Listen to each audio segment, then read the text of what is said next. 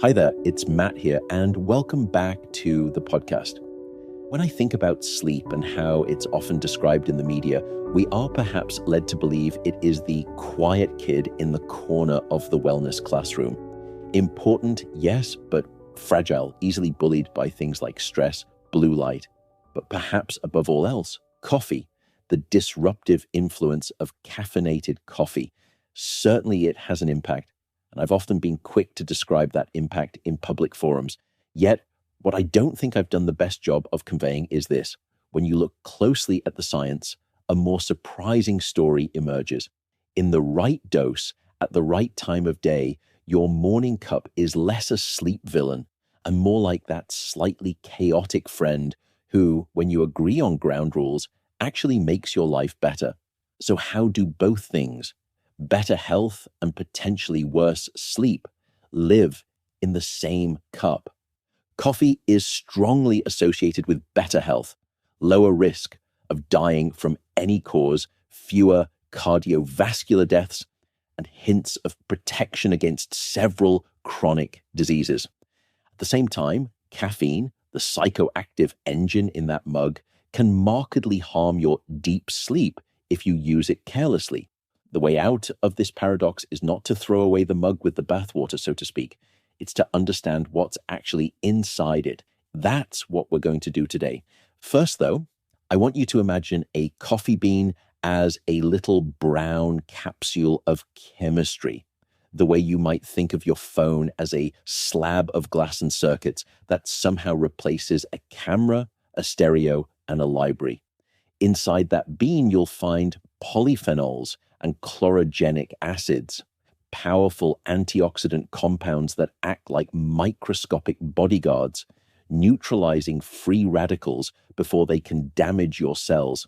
There are also small but meaningful amounts of minerals and vitamins, magnesium, potassium, niacin, vitamin E. And wrapped around all of that is a surprisingly dense concentration of antioxidant activity. In fact, a Norwegian study that measured total antioxidant intake across an entire adult population found that coffee contributed roughly 11 millimoles per day out of 17 total, making it, on its own, responsible for around 65% of all dietary antioxidants consumed. Fruits came a distant second. The study's authors wrote, and I quote directly, "Surprisingly, the single greatest contributor to the total antioxidant intake was coffee." For regular drinkers in modern diets dominated by ultra-processed foods, the coffee bean has been handed a Herculean assignment: carry much of our antioxidant burden on its shoulders. If your plate doesn't look like a farmer's market, your mug often becomes your antioxidant lifeline. When researchers follow hundreds of thousands of people over years, a recurring pattern shows up. People who drink moderate amounts of coffee tend to live a little longer. They tend to die less often from heart disease and sometimes from other causes as well. And here's a crucial twist. Similar benefits show up even with decaf.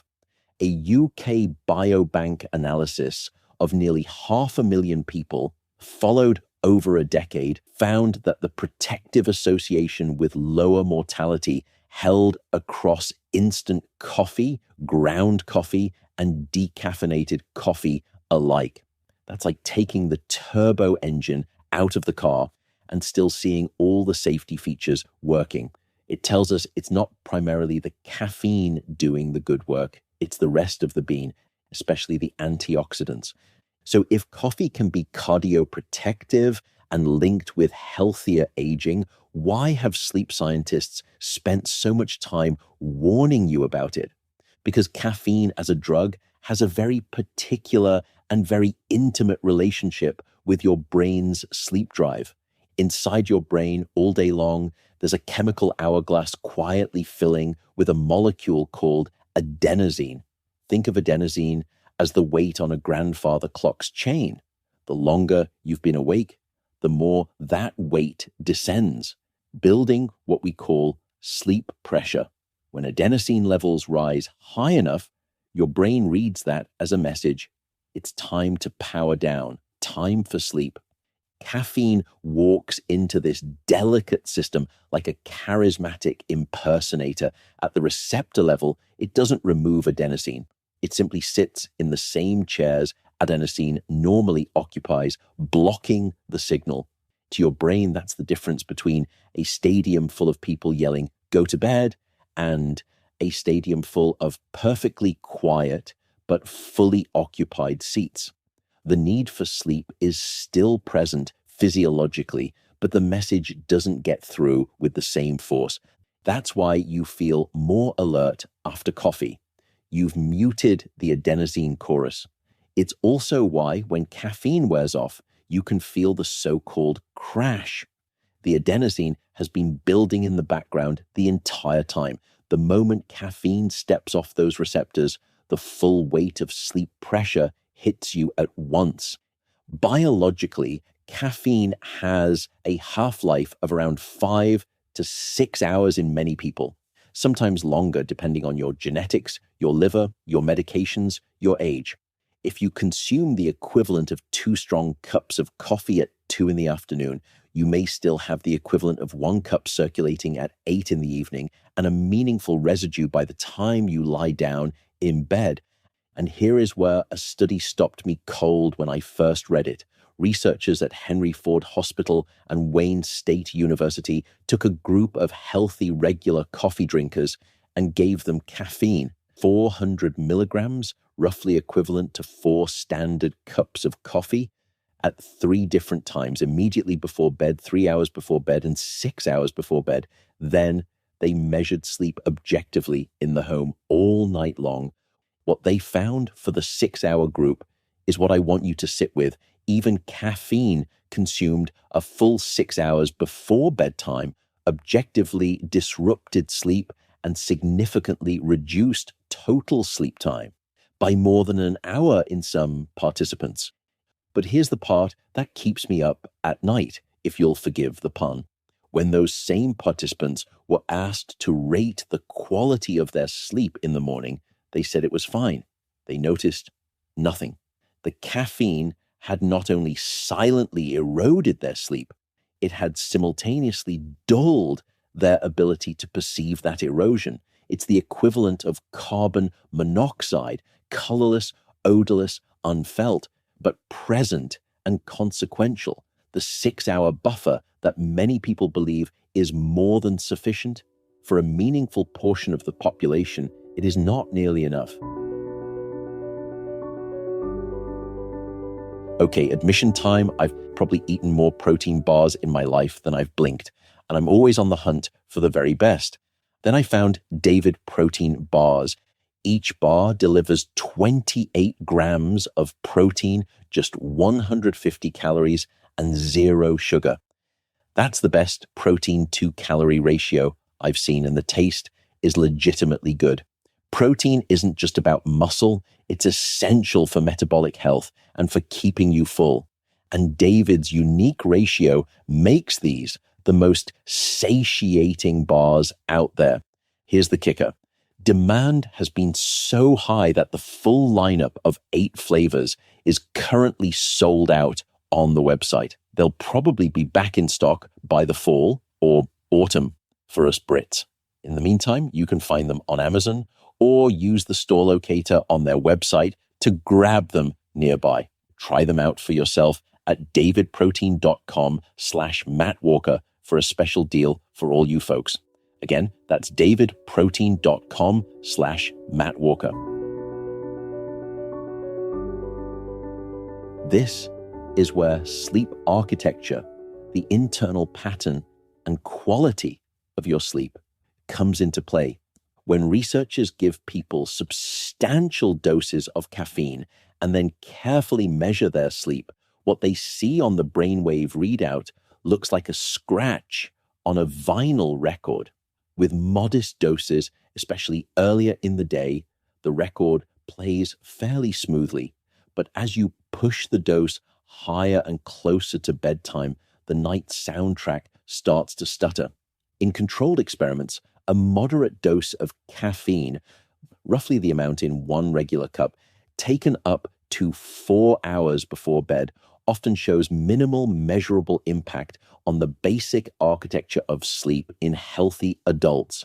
Yet if you analyze the brain waves using special mathematical algorithms, you can start to see the quality of those big, powerful, deep, slow wave oscillations becoming shallow. And you'd never notice it in your sleep tracker data. Then, when that dose is raised several fold, closer to 2.5 or 3 strong cups in one go, the story changes dramatically, especially when it's taken in the afternoon or evening. At those higher doses, caffeine delays the onset of sleep, stretching out the time it takes to drift off.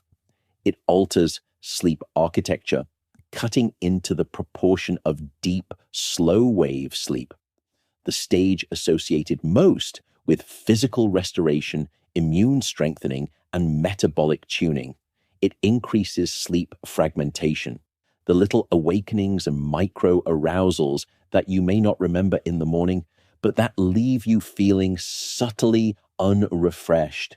It reduces perceived sleep quality, even if the total number of hours in bed doesn't change much. Imagine your night sleep as a 4-act play: light sleep, deep sleep, REM, and the graceful transitions in between. A big, late hit of caffeine doesn't cancel the performance, but it keeps cutting the power during your deep sleep scenes, forcing the stage crew to scramble, the actors to lose their place. You still sleep, but what you get is a glitchy version of the show. There is one more finding I think deserves a place in any honest conversation about caffeine, because it challenges the comfortable idea that regular coffee drinkers build up a tolerance that fully protects their sleep. Research in adolescent habitual coffee consumers has shown that those who regularly consume caffeine have slow wave activity that is measurably reduced by around 20% compared to non-consumers, even when morning tiredness appears unaffected. The architecture is standing, but the quality of the construction, the electrical amplitude of those deep, slow waves, has been quietly diminished. In adult habitual consumers, the picture is more complex and contested. Some acute dosing studies do show caffeine suppressing slow wave amplitude even in regular users. Others, particularly longer crossover trials, find that adults who consume caffeine consistently may develop partial tolerance to its effect on sleep architecture. What the science does not support, however, is the confident assumption that because you have drunk coffee for years and feel fine, your sleep is unaffected.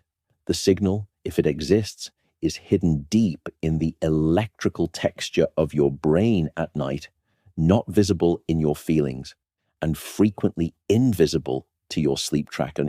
If that were the whole story, the advice would be simple and brutal. Coffee is bad for sleep. Avoid it. But remember that wide-angle view. Those same large, long-term studies don't show coffee drinkers dying earlier. Quite the opposite. Moderate coffee drinkers, on average, tend to live slightly longer, with less cardiovascular disease and, in some analyses, lower risk of several chronic illnesses. The largest umbrella review of the evidence to date, pooling data from hundreds of studies, found that drinking 3 to 4 cups of coffee a day was associated with a 19% lower risk of dying from cardiovascular disease compared with drinking none. So we have to hold both truths at once. On the one hand, caffeine, especially in high doses or taken late in the day, can erode the quality of your deep sleep. On the other hand, coffee as a beverage, a complex botanical extract rich in antioxidants, appears to support long-term health. How do we inhabit both truths? But perhaps the most jaw-dropping chapter in the coffee and health story is not about the heart. It is about the brain, specifically the aging brain. A Finnish research team followed around 1,400 people across 2 decades in what became known as the Caffeine study. They asked a simple question: does what you drink in midlife predict your cognitive fate in later life? The answer, at the more extreme end of the data, was staggering. People who drank 3 to 5 cups of coffee per day in their 40s and 50s showed a 65% lower risk of developing Alzheimer's disease decades later compared to those who drank little to none. Now, this is observational data, we have to say that, and correlation is not causation. But when you combine it with what we know about caffeine's ability to block adenosine receptors in the brain, and adenosine accumulation is directly implicated in the plaques and tangles of Alzheimer's disease, and coffee's powerful antioxidant and anti-inflammatory properties, the biological story starts to feel less like coincidence and more like mechanism. The humble morning mug may be doing quiet neurological maintenance work that we are only beginning to understand, should causality be shown. And then there is the liver, an organ working tirelessly to filter your blood, metabolize your medications, and regulate your biochemistry. Across multiple large meta-analyses, pooling data from hundreds of thousands of people, coffee consumption has been associated with remarkable protection against liver disease. A systematic review and meta-analysis examining coffee and cirrhosis and scarring of the liver found that drinking 2 more cups per day was associated with a 44% lower risk of developing cirrhosis. Not 10%, not 20, 44. Separately, the most comprehensive meta-analysis of coffee and liver cancer, 16 studies, more than 3,000 cases, found that any coffee consumption compared to none was associated with a 40% reduction in the risk of hepatocellular carcinoma, the most common form of liver cancer. High consumption pushed that reduction closer to 56%. Something in the bean, the chlorogenic acids, the diterpenes, the complex polyphenols, appears to calm the inflammatory signals that drive scarring and malignant transformation. The liver story is, to me, one of the most underreported chapters in all of nutritional epidemiology. We spend enormous energy worrying about what coffee might be doing to our sleep and pay almost no attention to what it might be doing to one of our most quietly heroic organs. Sleep does its work by regulating blood pressure, maintaining insulin sensitivity, shaping appetite hormones, and allowing the brain's cleaning systems to flush out metabolic waste. Coffee seems to help by reducing oxidative stress, toning down low-grade inflammation, and supporting vascular and liver health. If good sleep is like rebuilding the house every night, replastering the walls, tightening the bolts, rewiring the circuits, good coffee is like treating the lumber so it resists rot and termites. You want both. One is not a stand-in for the other, but each makes the other's job easier over the span of years. And remember, in all those population studies, the coffee drinkers reaping the benefits are not monks of sleep hygiene.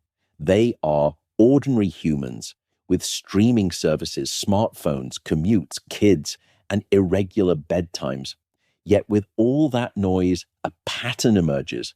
Those who drink moderate coffee, mostly earlier in the day, often do at least as well, and sometimes a bit better, than those who drink none. That doesn't prove that coffee is a magic potion. Correlation is not causation. Maybe coffee drinkers are, on average, more socially connected or more physically active or more likely to have a morning routine.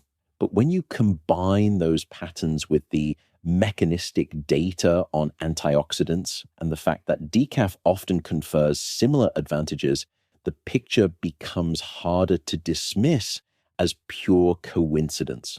So rather than treating coffee as either a haloed superfood or a demon drink, it's more accurate to treat it like a powerful legal drug with an impressive side career as an antioxidant delivery vehicle. You want to work with it the way a good sailing captain works with the wind. Harness it deliberately. Don't pretend it isn't there. A long-standing partner of today's podcast is Element, spelled L-M-N-T. Element is a sugar-free electrolyte drink mix, and for me, it was the sugar-free part that made me start using it a while back. And again, I buy my own supply just to stay objective. Beyond having the electrolytes in the right balance, the other reason I'm a fan of Element is that it's scientific. If you look up the people who created the company, you'll find some pretty heavy-hitting physiology, biochemistry, and pharmacology knowledge baked into the product. And again, all of that comes without any sugar. Now, here's the update.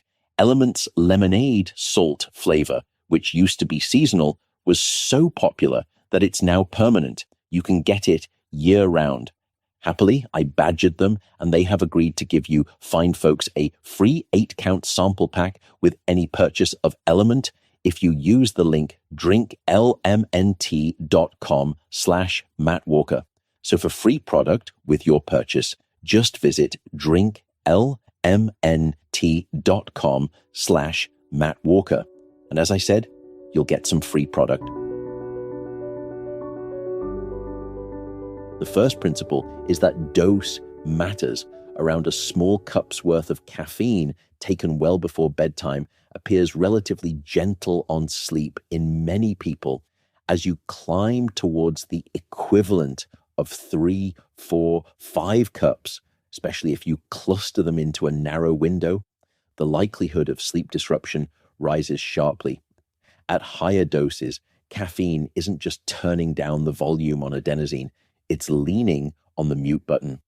The second principle is that timing matters. Think of caffeine like daylight. You want most of it in the first half of your waking day. If you plan to go to bed at 10 or 11 at night, having your last caffeinated drink at, say, noon or 1 gives your body a long runway to metabolize it. For many adults, a rough caffeine curfew of 8 to 10 hours before bedtime is a reasonable starting rule, especially if your total intake approaches a few hundred milligrams. The third principle is that pattern and source matter. 4 small espressos spread from 8 in the morning to noon will not behave the same way in your body as 4 giant energy drinks slammed between 3 and 7 in the evening. Even if the total caffeine is similar, smaller, earlier doses are generally kinder to your sleep. Black coffee or lightly sweetened coffee also avoids turning your wake-up ritual into a sugar bomb. And finally, your biology matters. Some people are genetically fast metabolizers of caffeine. They can have an espresso after dinner and be asleep before the dishwasher finishes its cycle. Others are slow metabolizers. A single mid-morning latte can echo in their bloodstream well past midnight. Age tends to slow caffeine clearance as well. Certain medications and liver conditions do the same. And if the ritual itself feels non-negotiable, the data on genetic metabolism should give you pause or permission, depending on your DNA. A landmark study published in JAMA recruited over 2,000 people with a first acute non-fatal heart attack and matched them with 2,000 population-based controls, all living in Costa Rica. The researchers genotyped each participant for a gene called CYP1A2, expressed primarily in the liver, which governs how quickly your body dismantles caffeine. What they found was remarkable for slow metabolizers and people carrying a variant of this gene that clears caffeine more slowly. Drinking 4 or more cups of coffee per day was associated with a 64% higher risk of non-fatal heart attack compared with drinking very little. Among those under 59 years of age, the risk at that intake level was more than doubled. For fast metabolizers with the same amount of coffee, there was no increased risk at all. Same beverage, same dose, opposite outcomes, depending on a single letter of genetic code.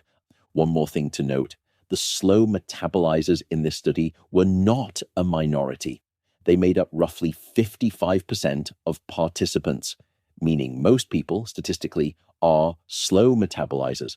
We are entering an era where the advice on coffee and on much of nutrition will not be one size fits all, because the science is revealing with increasing clarity that our bodies are not one size fits all. If you've always felt that coffee seemed to agree with you, or always felt that it unsettled you in ways others don't seem to experience, you may not be imagining things.